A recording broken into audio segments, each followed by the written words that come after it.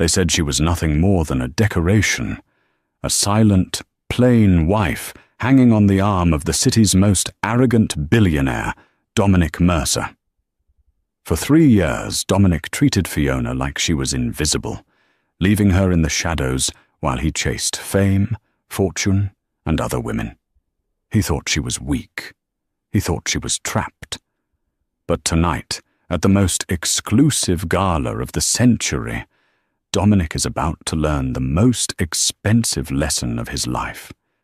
He didn't realize that the person everyone came to see was the wife he just insulted. This is the story of how the invisible wife became the queen of the night. The silence in the penthouse was suffocating. It wasn't the silence of peace. It was the silence of a held breath, the kind that precedes a shattering. Fiona stood before the floor-to-ceiling mirror in the master suite, her fingers trembling slightly as she adjusted the strap of her navy blue gown. It was a modest dress, elegant but understated, exactly the kind Dominic insisted she wear. "Don't draw attention," he had told her over breakfast, his eyes glued to his tablet. "You're there to support me, Fiona, not to make a spectacle." Support him. That was the word he used to mask the reality. Disappear behind him. The door to the suite swung open, and Dominic Mercer walked in. He was undeniable in his presence, tall, broad-shouldered, wearing a custom tuxedo cut by the finest tailors in London. He checked his reflection in the mirror, adjusting his cufflinks without sparing a glance at his wife. "The car is downstairs," Dominic said, his voice clipped. "We're already 10 minutes behind schedule. Winston is going to be there, and I need to corner him before the auction starts." Fiona turned, hoping for a sliver of validation. "How do I look, Dominic?" Dominic paused, finally looking at her. His gaze was critical, scanning her like a balance sheet that wasn't quite adding up. He didn't smile. He didn't soften. He just nodded, a quick, dismissive gesture. "Fine," he said. "Appropriate. Just remember the rules, Fiona. Smile, nod, and don't try to talk business. These people are sharks. They'll eat someone like you alive." "Someone like me," Fiona repeated softly. "And what is someone like me, Dominic?" He sighed, the sound of a man burdened by a slow child. "Someone who doesn't understand the complexities of my world. Someone who enjoys the luxury I provide, but doesn't have to carry the weight of it. Just try not to embarrass me tonight. Bianca is going to be there managing the PR for the event, and I need everything to run smoothly." The name landed like a slap. Bianca, his public relations manager, the woman who lingered a little too long at his side in press photos, the woman who looked at Fiona with a mixture of pity and amusement. "Is she?" Fiona asked, her voice steady despite the tightness in her chest. "I suppose she'll be wearing something appropriate too?" Dominic's jaw tightened. "Don't start, Fiona. Not tonight. This deal with the Kincaid Group is worth 200 million. If I close it, the Mercer empire goes global. Just get in the car." He turned and walked out, leaving the door open. Fiona watched his retreating back. For 3 years, she had played the role. She had been the quiet orphan girl he had rescued from a failing bookstore job. He loved the narrative, the billionaire prince and his Cinderella. But he never bothered to read the rest of the book. He never asked about the years before the bookstore. He never asked about the notebooks she filled late at night. She looked back at the mirror. The navy dress was demure, boring. It was a costume for a supporting character. Fiona reached into the back of her closet, behind the rows of beige and grey Dominic approved of. Her hand brushed against cool silk, a garment bag hidden away. She hesitated. Tonight was the grand Obsidian Gala. The entire city elite would be there. If she deviated from the script, Dominic would be furious. But then she remembered the tone of his voice. Someone like you. Fiona's eyes hardened. She unzipped the hidden bag. 10 minutes, she whispered to the empty room. He can wait 10 minutes. The limousine ride was a study in icy tension. Dominic spent the entire 40-minute drive to the Ritz-Carlton shouting into his phone, barking orders at his assistants. Fiona sat opposite him, her trench coat buttoned all the way to her chin, concealing what lay beneath. When they arrived, the flashbulbs were blinding. The paparazzi swarmed the entrance like moths to a flame. "Dominic! Dominic! Over here!" "Mr. Mercer, is the rumor about the merger true?" Dominic put on his public face instantly, a charming, confident smile that didn't reach his eyes. He stepped out, buttoning his jacket, and waved. Then, almost as an afterthought, he turned back to offer a hand to Fiona. She took it, stepping onto the red carpet. The noise was deafening. "Stay close," Dominic hissed through his teeth while smiling for the cameras. "And keep that coat on until we get to the cloakroom. It's freezing out here." They moved through the gauntlet and into the grand ballroom.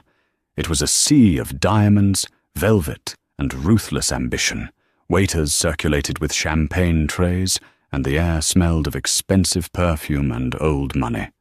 Almost immediately, a woman approached them. She was striking, wearing a dress that was little more than shimmering silver straps and daring cutouts.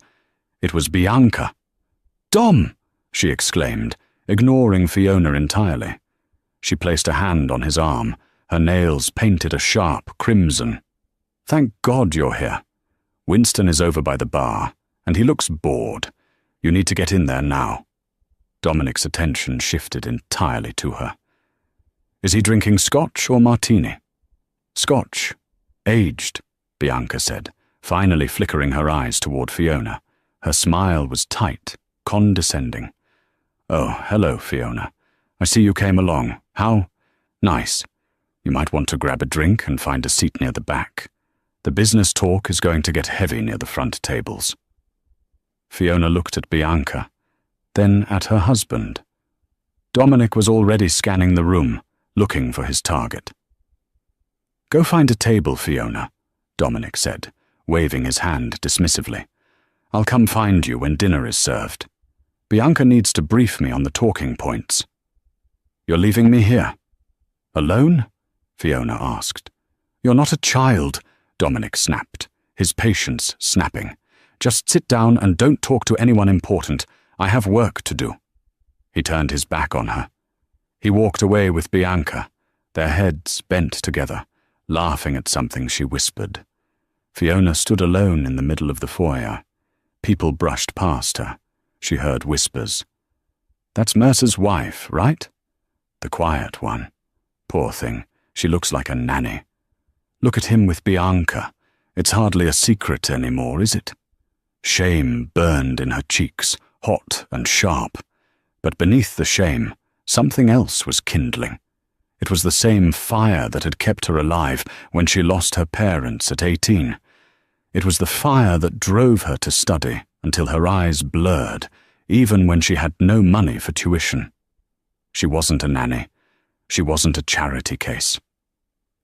She saw the cloakroom attendant, a young man named Leo, whom she recognized from previous events. He looked at her sympathetically. "Mrs. Mercer, can I take your coat?" Fiona looked at Dominic's retreating figure. He was laughing, clinking glasses with a group of investors. He looked powerful. He looked untouchable. She looked at Leo. A slow, dangerous smile spread across her lips. "Yes, Leo," she said. "Take it. Burn it if you want." She undid the buttons of the trench coat. The heavy wool slid off her shoulders and pooled on the floor. The chatter in the immediate vicinity didn't just stop, it evaporated. Underneath the drab coat, Fiona wasn't wearing the navy blue dress. She was wearing a gown of pure, liquid gold. It was strapless, hugging her curves with architectural precision, the fabric shimmering as if it were alive. It was bold. It was regal.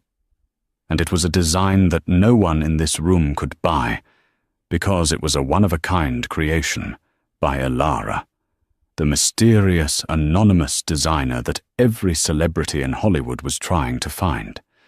But the dress wasn't the only shock. Around her neck sat a necklace that made the chandeliers look dim. It was a cascade of sapphires and diamonds, a piece so distinct and historical that it belonged in a museum. Fiona lifted her chin. She didn't look like a nervous housewife anymore. She looked like an empress who had just claimed her throne. "Leo," she said, her voice clear and commanding. "Where is the VIP organizer? I believe I have a keynote speech to give." Leo's jaw dropped. You are the keynote speaker." "The program lists the speaker as the architect," Fiona said smoothly. "That would be me." She turned and walked toward the ballroom floor. The sound of her heels on the marble was rhythmic, purposeful. As she entered the main hall, heads turned, not one by one, but in waves. The conversation died down, replaced by a collective gasp.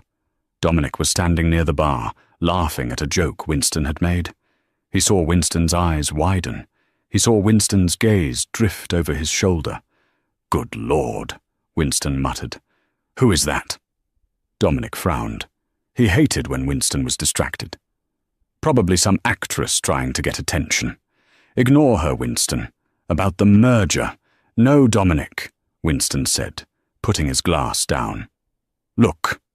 Dominic turned around, annoyed. His breath hitched in his throat. He blinked, sure that he was hallucinating. Walking through the center of the room, parting the crowd like the Red Sea, was a vision in gold. The woman carried herself with a terrifying grace. She was radiant. She was magnificent. And she was his wife.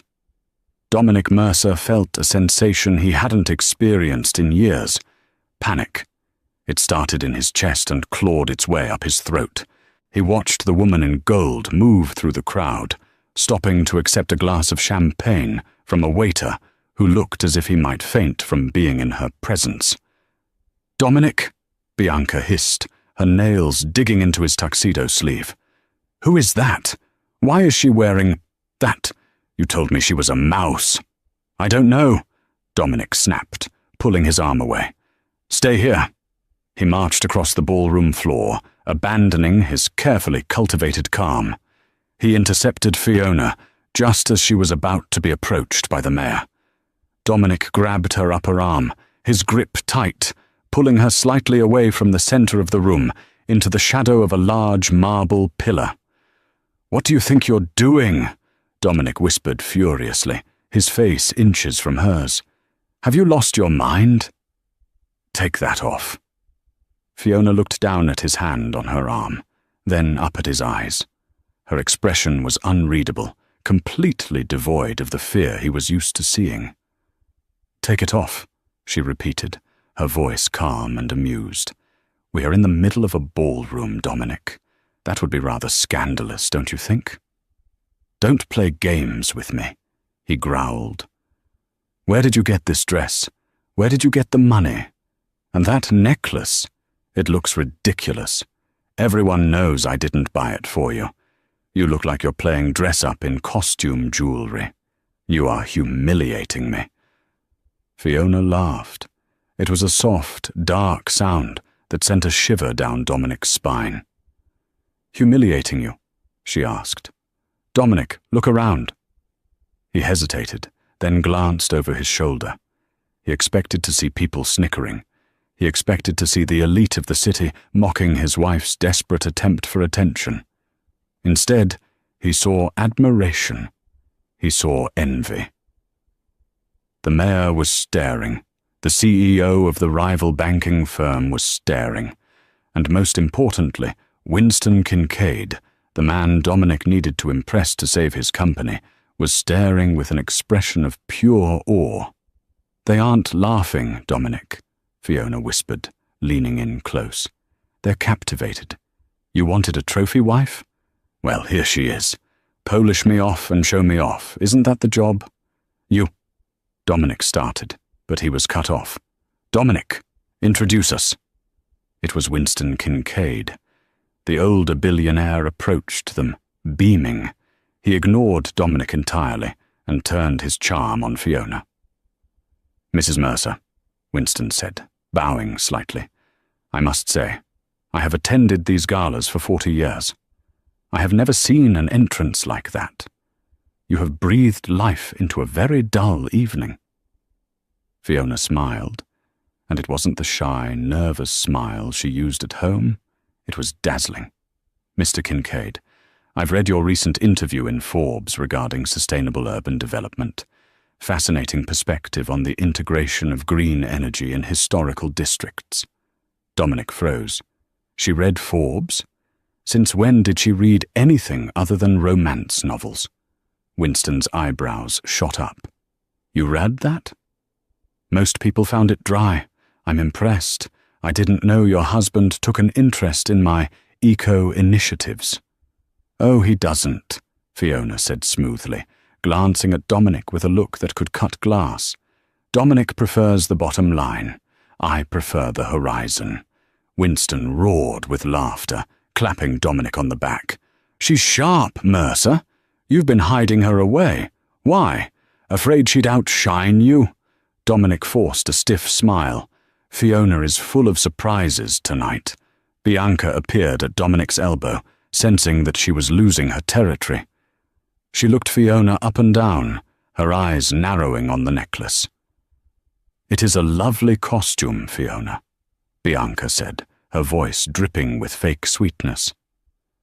But aren't you worried that big blue stone is a bit much? It looks a bit heavy. Perhaps you should take it off before you strain your neck. Costume jewelry can be so clunky. The circle of listeners went quiet. It was a direct insult, implying the gems were fake. Fiona turned her gaze to Bianca. She didn't get angry. She didn't flush. She simply reached up and touched the center sapphire. This isn't costume jewelry, Bianca, Fiona said quietly, but her voice carried. This is the heart of the ocean's sister. It was commissioned in 1912. It has been in a private vault in Geneva for 50 years. It was released only yesterday. Bianca scoffed. And we're supposed to believe Dominic bought you a historic artifact? Please. Dominic didn't buy it, Fiona said. Then who did? Dominic demanded, his jealousy flaring. Who bought you that necklace, Fiona? Fiona looked him dead in the eye. I did. Silence descended on the group. Dominic stared at her. You? With what money? The allowance I give you for groceries? No, Fiona said, her voice hardening. With the money I earned. You see, Dominic, while you were busy working late with Bianca, I was working too. But we can discuss my resume later. Right now, the Master of Ceremonies is calling for everyone to take their seats. I believe the keynote speaker is about to begin. She turned and walked away, leaving Dominic, Bianca, and Winston standing in her wake. Curious, Winston mused, watching her go. Very curious. Mercer, if you don't treat that woman right, someone else will. Dominic grit his teeth. He felt like the ground was shifting beneath his feet. He had to regain control. He grabbed Bianca's hand. Come on, let's sit. I'm going to get to the bottom of this farce as soon as we get home. The grand ballroom was dimly lit, the spotlights focused on the center stage. Hundreds of guests sat at round tables draped in white linen. Dominic sat at the front table, reserved for platinum donors, with Bianca on his left and an empty chair on his right, where Fiona should have been. Where did she go? Dominic muttered, checking his watch. She's making a scene by not being at the table. Maybe she went to the bathroom to cry, Bianca whispered, sipping her wine. You were pretty harsh with her. She probably realized she's out of her depth. On stage, the host tapped the microphone. Ladies and gentlemen, the voice boomed. "Tonight is a night of revelation. For the past 3 years, the city's skyline has been transforming. The new Opera House, the Solaris Tower, the renovation of the West District. All of these masterpieces were designed by a single firm. A firm known only as Vertex Designs, led by an anonymous genius known to the industry only as the Architect." A murmur of excitement went through the crowd. Everyone knew Vertex Designs. They were the hottest architecture firm in the country. Their contracts were worth billions, but no one knew who ran it. "Tonight," the host continued, "to celebrate the launch of the Obsidian Charity Fund, the Architect has agreed to reveal their identity and auction off the blueprints for the upcoming Sky Bridge project." Dominic leaned forward. "This is it," he whispered to Bianca. "If I can buy those blueprints, the Kincaid deal is sealed. I need to know who this architect is, so I can make them an offer before the bidding starts." "Please welcome," the host shouted, gesturing to the curtains, "the CEO and lead designer of Vertex Designs." The heavy velvet curtains parted. Dominic raised his glass, ready to toast the old man or eccentric artist he expected to walk out. A figure stepped into the spotlight. The gold dress shimmered like liquid fire. The sapphires at her throat caught the light, sending blue fractals dancing across the room. It was Fiona. Dominic's glass slipped from his fingers. It hit the table, shattering, red wine soaking into the white tablecloth. He didn't even notice. "No," he whispered. "That's impossible." Fiona walked to the podium. She adjusted the microphone, her poise absolute. She looked out over the crowd, her eyes scanning the darkness until they landed on the front table. On Dominic. "Good evening," she said. Her voice was amplified, rich and confident. The voice of a woman who commanded boardrooms, not a woman who asked for permission to buy new curtains. "I am Fiona Mercer, but in the world of design, you know me as the Architect." The room erupted. Gasps, applause, and shocked whispers filled the air. "She's the Architect? Mercer's wife? The quiet one? My God, she designed the Solaris Tower." Dominic felt like he couldn't breathe. The Solaris Tower. He had praised that building for months. He had told Fiona over dinner, while ignoring her, that the man who designed it was a visionary. He had been calling his own wife a visionary without ever looking at her. On stage, Fiona continued. "For years I have worked from the shadows. I allowed my work to speak for itself. But recently I realized that silence is not always a virtue. Sometimes silence is just submission, and I am done submitting." She clicked a remote in her hand. A massive screen behind her lit up, displaying a complex, beautiful 3D rendering of a futuristic bridge connecting the city's financial district to the harbor. "This is the Sky Bridge," Fiona said. "It is my masterpiece. It utilizes solar skin technology and wind harvesting support beams. It is the future of this city." She paused, letting the image sink in. "Usually, I would auction this to the highest bidder," she said. "However, tonight is different. Tonight, I am looking for a partner who understands value, not just price." She looked directly at Dominic again. The camera crews zoomed in on her face, projecting her intense gaze onto the side screens. "My husband," she said, the word hanging in the air. "Dominic Mercer has been trying to close a deal with the Kincaid Group to develop the harbor. He believes that money is the only language that matters." Dominic went pale. She was airing their business in front of everyone. "But Mr. Kincaid," Fiona said, turning her head to where Winston sat in the front row, "I know that you value integrity. You value vision. And you value respect." Winston stood up slowly, his eyes locked on Fiona. "I do," Winston called out, his voice booming without a microphone. "Then I have a proposal," Fiona said. "I am the owner of the land the Sky Bridge sits on. I bought it 3 years ago under the name Vertex Designs. Dominic, you have been trying to buy that land for 6 months, haven't you? You've been screaming at your assistants because the anonymous owner wouldn't sell." Dominic slumped in his chair. He had cursed the owner of that land every day. It was her the whole time. "I am willing to sign the land and the design over to the Kincaid Group," Fiona announced, "for free." The crowd gasped. "Free?" someone shouted. "On one condition," Fiona said, her voice turning into steel.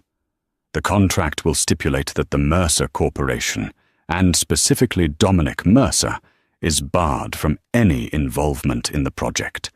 He is blacklisted from the development." The shockwave hit Dominic like a physical blow. She wasn't just embarrassing him. She was destroying his career. This deal was supposed to save his company from bankruptcy. Without it, he was finished. "You can't do this!" Dominic screamed, jumping up from his chair. He ignored the wine dripping from his lap. "Fiona, stop this madness!" "Security," Fiona said calmly into the microphone. "Please ask the heckler to sit down. He's interrupting the presentation." 2 large security guards stepped toward Dominic. He looked around wildly. Bianca had already scooted her chair away from him, looking at him like he was a contagion. Winston Kincaid walked up to the edge of the stage. He looked at Dominic, then up at Fiona. "Mrs. Mercer," Winston said, "or should I say, Ms. Architect, you have a deal." Fiona smiled. "Thank you, Winston. Now, if you'll excuse me, I have a party to enjoy, and I believe my husband has some bankruptcy papers to file."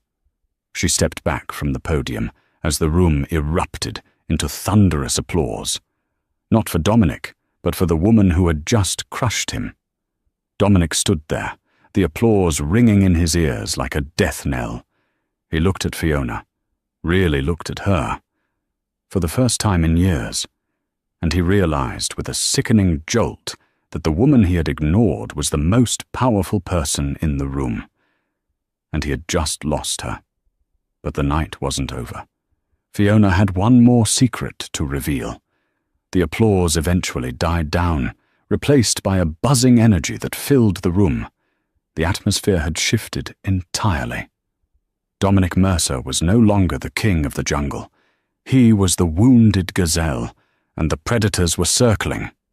Dominic stood frozen near the stage, his face flushed with a mixture of rage and humiliation. He watched Fiona descend the stairs, surrounded immediately by admirers. Winston Kincaid was shaking her hand vigorously. The mayor was waiting his turn. Photographers were fighting for angles. Dominic felt a hand on his shoulder. He turned, expecting comfort from Bianca. "Well," Bianca said, her voice icy. She was clutching her clutch bag, looking at him with undisguised disdain. "That was educational." "Bianca," Dominic stammered, grabbing her arm. "You have to help me fix this. Go talk to the press. Spin this. Say she's mentally unstable. Say she stole the designs from me." Bianca laughed, a harsh, dry sound. She pulled her arm away, smoothing the silk of her dress where he had touched it. "Spin it?" Bianca asked incredulously. "Dominic, she just proved she owns the land you need to survive. She proved she designed the buildings you took credit for. There is no spin. You're finished." "I'm still Dominic Mercer," he shouted, drawing a few stairs. "I have assets. I have." "You have debt," Bianca cut in. "Everyone knows the company is leveraged to the hilt waiting for this Kincaid deal. Without it, the banks will call in your loans by Monday morning. I'm a PR manager, Dominic. My job is to manage reputations, not resurrect corpses. I don't date bankrupt men." She didn't even say goodbye. She turned on her heel and walked straight toward a group of hedge fund managers, her smile already back in place, hunting for a new target. Dominic was alone. The woman he had ignored his wife for had abandoned him in seconds. Fury, hot and blinding, took over. He pushed through the crowd, shoving a waiter aside. He needed to get to Fiona. He needed to make her stop this. She was his wife. She belonged to him. She couldn't just destroy him. Fiona was laughing at something Winston said when she saw Dominic storming toward her. She didn't flinch. She simply stopped laughing and watched him come, her expression bored. "Fiona!" Dominic barked, breaking into the circle of elites surrounding her. "We are leaving. Now." Winston Kincaid frowned, stepping slightly in front of Fiona. "Mr. Mercer, I think your wife is having a pleasant evening. Perhaps you should go cool off." "She is my wife," Dominic yelled, losing all composure. He reached out to grab Fiona's wrist. "You don't get to embarrass me like this, Fiona. You think you're smart? You think this is a game? I made you. I took you out of the gutter." Just as his fingers were about to close around her wrist, a hand shot out from the crowd. It was a large, powerful hand. It clamped onto Dominic's wrist like a steel vice, stopping him mid-air. Dominic looked up, wincing at the pressure. Standing there was a man Dominic recognized, but had never met. Sebastian Hale. He was a tech mogul, a man who had made his billions in aerospace and software. He was taller than Dominic, broader, and possessed a kind of dangerous stillness that Dominic lacked. Sebastian was known for being ruthless in business and fiercely private. "I believe," Sebastian said, his voice low and dangerous. "The lady is not interested in leaving." Dominic tried to yank his hand back, but Sebastian's grip didn't waver. "Let go of me," Dominic spat. "This is a domestic matter. It's none of your business, Hale." "Actually," Sebastian said, his eyes cold, "it is my business, since Vertex Designs is a subsidiary of Hale Industries." Dominic stopped breathing. The room went silent again. "What?" Dominic whispered. Sebastian released Dominic's hand with a shove that sent him stumbling back. He moved to stand next to Fiona, not in front of her like a protector, but beside her, like an equal. He placed a hand gently on the small of her back, a gesture of intimacy that made Dominic's stomach churn. "Fiona didn't just build Vertex alone," Sebastian explained to the stunned audience. "She needed a silent partner to handle the legal protections, so her husband wouldn't steal her work. I was honored to be that partner." Sebastian looked down at Fiona, and for the first time that night, his stoic face softened into a genuine, warm smile. "You were brilliant tonight, Elle. The projection mapping was a nice touch." "Thank you, Seb," Fiona said, smiling back at him with a familiarity that shattered Dominic's heart. "I thought the bridge looked good in blue." "Seb?" Dominic choked out. You know him."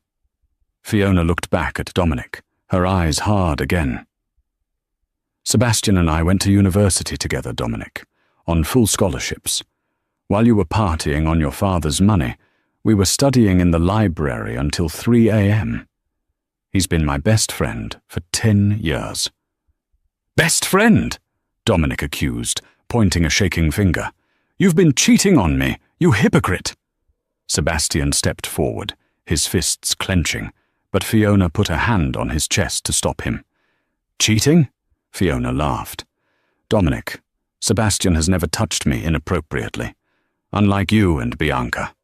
Unlike you and your secretary last year. Unlike you and the endless list of women I've known about since our honeymoon." You knew?" Dominic faltered. "I know everything, Dominic," Fiona said softly. "I know about the offshore accounts you tried to hide. I know about the loans you took out in my name, which, by the way, was fraud. And I know you planned to serve me divorce papers next week, after the Kincaid deal closed, so you wouldn't have to share the profits." She reached into her golden clutch and pulled out a folded document. You wanted a divorce? She asked, tossing the papers at his feet. Happy anniversary, darling. I signed them this morning. The papers landed on the polished marble floor with a soft slap. Dominic stared at them. They were real. The crowd was whispering feverishly now. This was better than any movie. This was the destruction of a titan, live and in high definition. I can fix this, Dominic mumbled, the reality of his situation crashing down on him. He looked at Winston. Winston, please. We can still do business. I can offer you better terms on the older properties. Winston shook his head sadly. Dominic, you don't have any properties. What? Dominic blinked.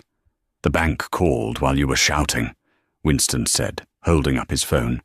News travels fast. The banks have frozen your assets pending an investigation into the fraud Fiona just mentioned. You don't own anything right now. Dominic felt his knees give way. He stumbled, catching himself on the edge of a table. Fiona, he pleaded, his voice cracking. He looked up at her, trying to summon the charm that had worked on her 3 years ago. Fiona, baby. Look, we can talk about this. I've been stressed. The business, it gets to me. But I love you. You know I love you. We can start over. With your talent and my connections, we could be unstoppable. Don't throw away our marriage for a moment of anger. Fiona looked down at him. There was no pity in her eyes, only fatigue. I loved you, Dominic, she said. I really did. When you found me in that bookstore, I thought you were my Prince Charming. I ignored the red flags. I ignored the way you talked down to waiters. I ignored the way you silenced me. She took a step closer. But love isn't enough when there is no respect, she continued. And you didn't just disrespect me. You erased me. You wanted a statue, Dominic. Well, statues don't forgive. She turned to Sebastian. I'm tired. Can we go? Of course, Sebastian said. He glared at Dominic one last time. Don't follow us. Wait, Dominic scrambled up. Where am I supposed to go? If the banks freeze my accounts? The penthouse? I can go to the penthouse, right? Fiona stopped. She didn't turn around. The penthouse? She asked over her shoulder. Oh, I forgot to mention. The building management company. I bought that last month, too. You're evicted, Dominic. Your keycard was deactivated an hour ago. You can't do that, Dominic screamed. That's my home. My clothes are there. My watch collection. Your things have been packed, Fiona said calmly. They are in a box with the doorman. Well, most of them. I donated your suits to a charity for job-seeking men. I figured you wouldn't need tuxedos where you're going. Where am I going? Dominic yelled, tears streaming down his face now. Fiona turned back one last time. She smiled, but it was a sad smile. I don't know, Dominic. You're a smart man. Figure it out. Or maybe ask Bianca if you can crash on her couch. Oh, wait. She left. She took Sebastian's arm. Let's go get a burger, Seb. I'm starving. This dress is too tight for fine dining. Sebastian chuckled, the sound rich and warm. Whatever you want, Elle. Burgers it is. They walked out of the ballroom together, leaving the chaos behind. The cameras flashed, capturing the image of the golden architect and the tech mogul, leaving the broken billionaire in the dust. Dominic stood alone in the center of the room. The guests were starting to drift away, uncomfortable with the raw display of emotion. The waiters began clearing the broken glass from his dropped wine.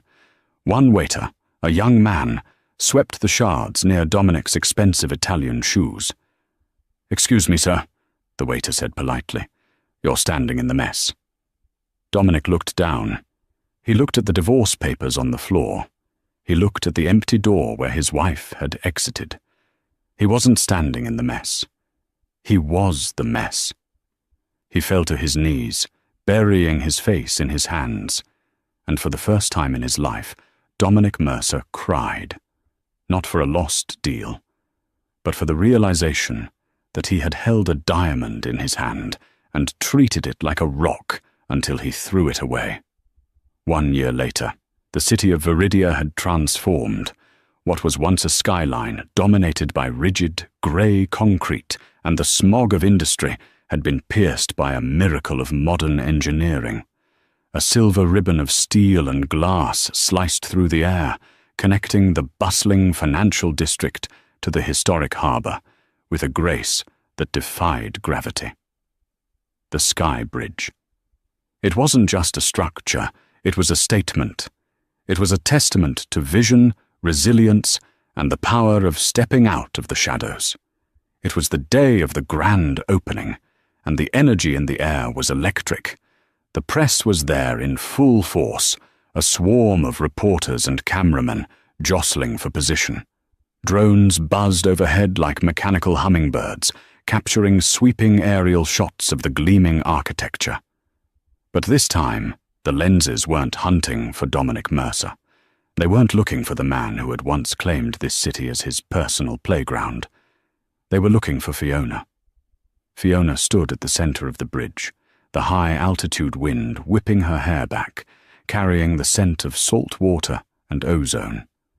She wore a white power suit, crisp, tailored, and modern, a stark contrast to the golden gown of her debut a year ago, but just as commanding.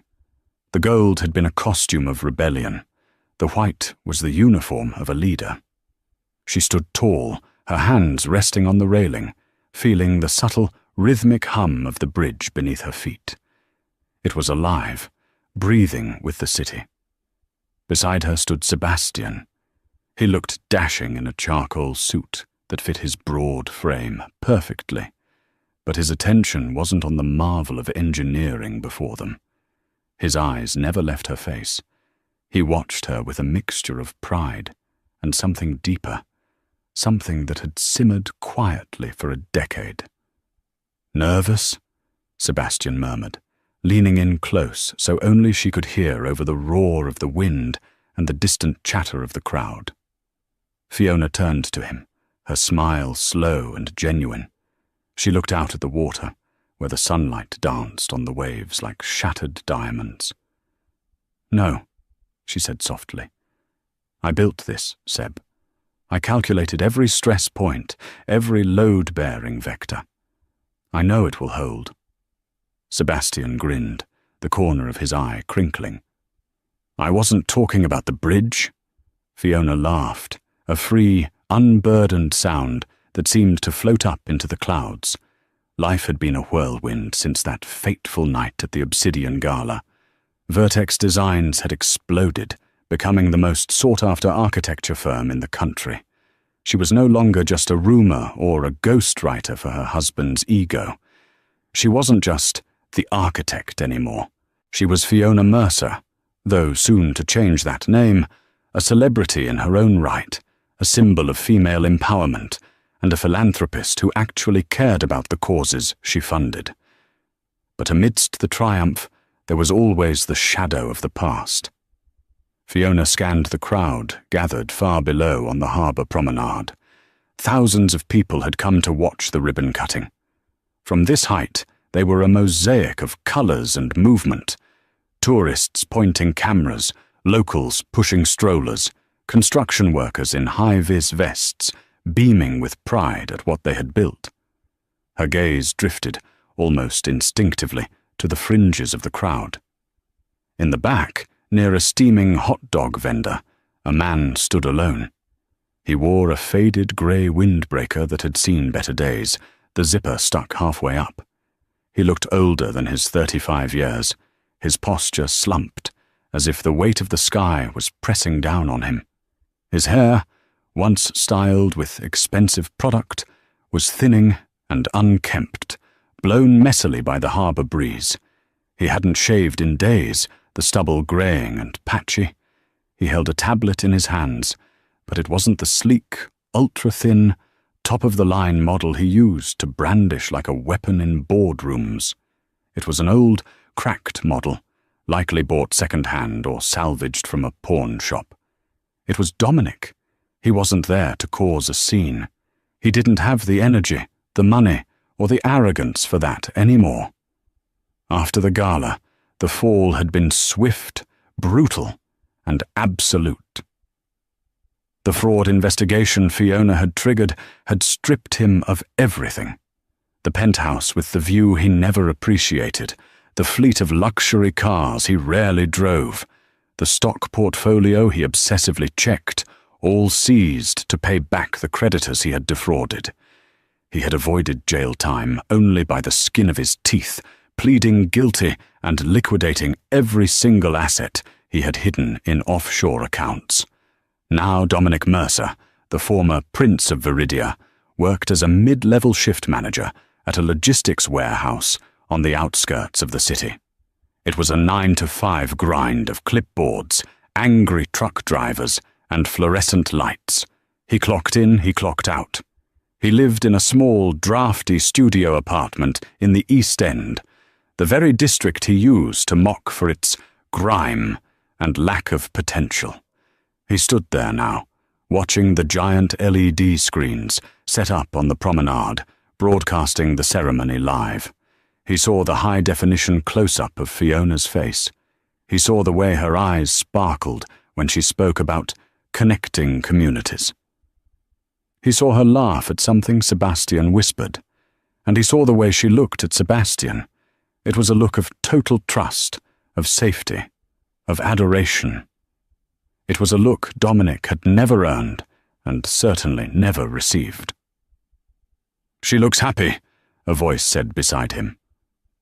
Dominic jumped, nearly dropping his cracked tablet. He turned to see an older man standing next to him, wearing a nondescript baseball cap and sunglasses to blend in with the tourists.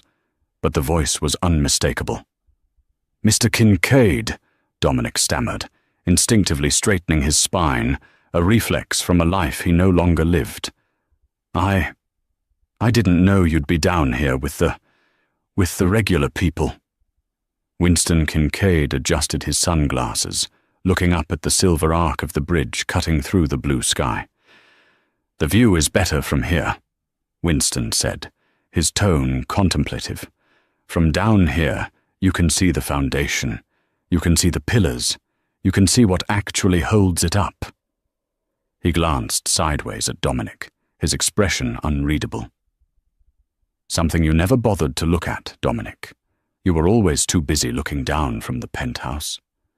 Dominic flinched. The truth stung more than the wind. He looked down at his scuffed shoes, cheap leather that pinched his toes. "I know," he whispered, his voice hoarse. "You don't have to rub it in, Winston." "I'm not," Winston said softly, turning to face him fully. "I'm just glad to see you're still standing. Some men wouldn't have survived the fall you took. It takes a certain kind of strength to start over from zero." "I almost didn't," Dominic admitted, the confession tumbling out before he could stop it. "There were nights. Well, it doesn't matter now." He looked back at the giant screen. Fiona was holding a large pair of ceremonial scissors. Sebastian's hand was placed gently over hers, guiding her, supporting her. The image was a portrait of partnership, something Dominic had never understood. "She really was the genius behind it all, wasn't she?" Dominic murmured, half to himself. "All those years, I thought she was just scribbling in notebooks. I thought she was wasting time on little hobbies. I told her that, you know. I told her she was wasting paper." "You saw what you wanted to see," Winston replied, his voice lacking judgment but heavy with truth. "We all do, sometimes. We see the world through the lens of our own ego. But now, the lens is broken. Now, you see the truth." On the screen, Fiona smiled, a radiant, conquering smile, and cut the ribbon. The crowd around them roared. Confetti cannons fired from the bridge's suspension cables, filling the sky with a blizzard of gold and silver paper that drifted down like snow. Children squealed, chasing the shiny scraps. Dominic felt a hard, painful lump form in his throat.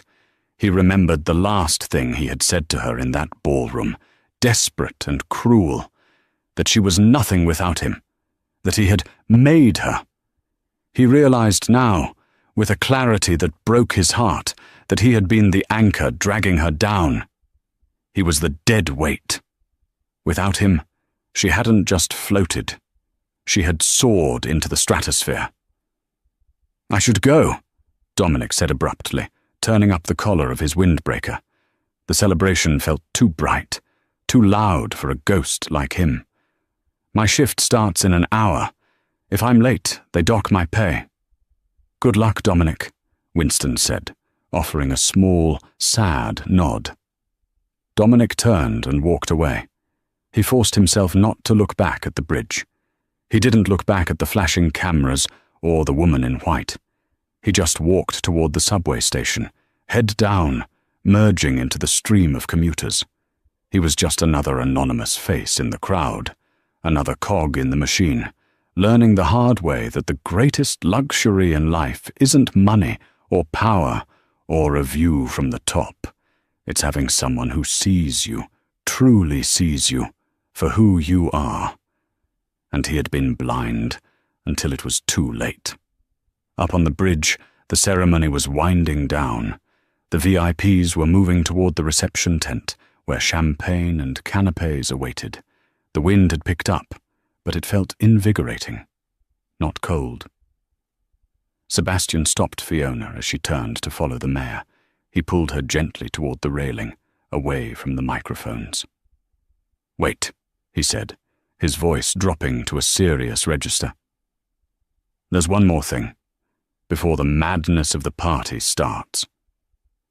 "We're on a tight schedule, Seb," Fiona teased, checking her watch, though her heart picked up a beat at the intensity in his eyes. "The governor is waiting." Sebastian ignored the schedule. He reached into the inner pocket of his jacket.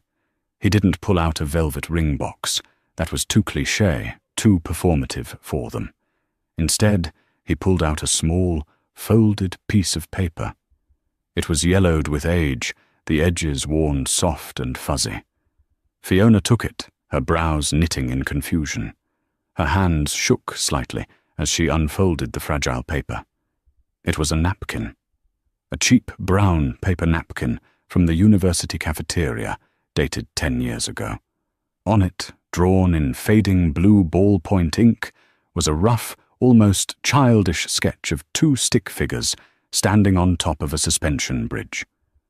Underneath the drawing, in Sebastian's messy, familiar handwriting, it read, "One day you'll build it, and I'll be there to see it."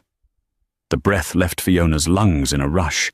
The memory hit her like a physical wave. Late nights in the library, cheap coffee, Sebastian listening to her wild dreams when no one else would. He had believed in her before she had a portfolio. He had believed in her before she believed in herself. Tears pricked her eyes, hot and sudden. "You kept this?" she whispered, staring at the napkin. "For 10 years? Through everything?" "I kept it," Sebastian said, his voice thick with emotion, stepping closer to shield her from the wind. "Because I always knew who you were, Fiona, even when you forgot, even when he tried to make you forget. I knew the architect was in there, waiting to build something beautiful." He reached out and took her hand, interlacing their fingers. His grip was warm, solid, permanent. "You've built your bridge, Fiona," Sebastian whispered, looking deep into her eyes. "You've proven everything you needed to prove. Now I want to build something else. I want to build a life with you. No hiding, no shadows, no silent partners. Just us." Fiona looked at him, really looked at him. She saw the years of friendship, the silent support during her darkest marriage days, the patient love that had waited for her to be free, to be whole. She realized that while she had built the bridge, he had been the ground that allowed her to stand. She dropped the napkin, letting the wind take it, letting the past fly away, and threw her arms around his neck, burying her face in the crook of his shoulder. "Yes," she whispered into his coat, the word carried away by the breeze, but caught by the only person who mattered. Just us. Finally. High above the city, amidst the cheers of the city she had changed, and the wind that sang through the cables, the architect finally found her home. It wasn't in a penthouse, or a boardroom, or a monument of steel. It was in the arms of the man who had loved her when she was invisible. And as the sun began to set over the Viridia harbour, painting the sky in breathless shades of gold and violet, Fiona Mercer, soon to be Fiona Hale, smiled. She had shocked the world, she had humbled a billionaire, but most importantly, she had found herself. The statue had crumbled to dust. The woman had risen. What an incredible journey. From being treated like a piece of furniture to revealing herself as the brilliant mind behind the city's greatest architecture. Fiona's story is the ultimate proof that you should never underestimate the quiet ones. Dominic learned the hard way that when you treat a diamond like glass, you're bound to get cut when it shatters. So, what do you think? Did Dominic deserve a second chance, or was his punishment fitting? And would you have chosen the loyal best friend Sebastian over the wealthy husband? Let me know your thoughts in the comments below. If you enjoyed this story of revenge, success and true love, please smash that like button, share this video with your friends, and don't forget to subscribe and hit the notification bell so you never miss a new story. Thanks for watching, and see you in the next drama.